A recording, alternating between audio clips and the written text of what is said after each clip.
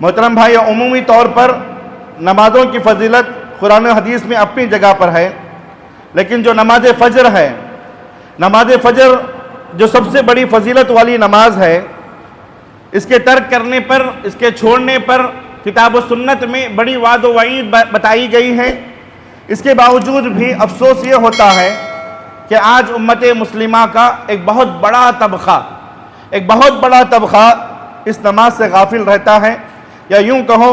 کہ اس نماز کو اس کے وقت پر ادا نہیں کرتا، یا پھر بالکل پڑھتا ہی نہیں ہے، بالکل اس نماز کو پڑھتے ہی نہیں ہیں۔ میرے عزیز ساتھیوں، اس نماز کی پابندی کے لیے ایک مسلمان کو جہاں مختلف قسم کے اسباب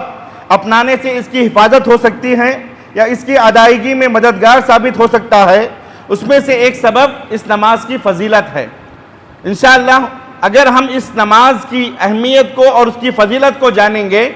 تو یقیناً اس نماز کی پابندی کے ساتھ ادا کرنے میں ہمارے لیے بڑا ہی مددگار ثابت ہوگا۔ اس نماز کی سب سے پہلی فضیلت یہ ہے کہ اللہ تبارک و تعالیٰ نے کتاب پاک میں پوری ایک سورت کا نام اس نماز کے متعلق رکھا ہے، اور وہ سورت کیا ہے؟ سورۃ الفجر ہے، سورۃ الفجر ہے۔ اور اللہ تبارک و تعالیٰ نے سورۃ الفجر کی پہلی آیت میں فجر کے وقت کی قسم کھاتے ہوئے فرمایا والفجر،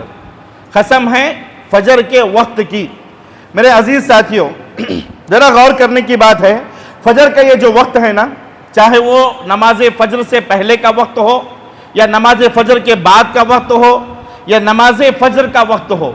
یہ تینوں اوقات بڑے مقدس ہیں، بڑے بابرکت ہیں اور بڑے ہی اہم ترین اوقات ہیں۔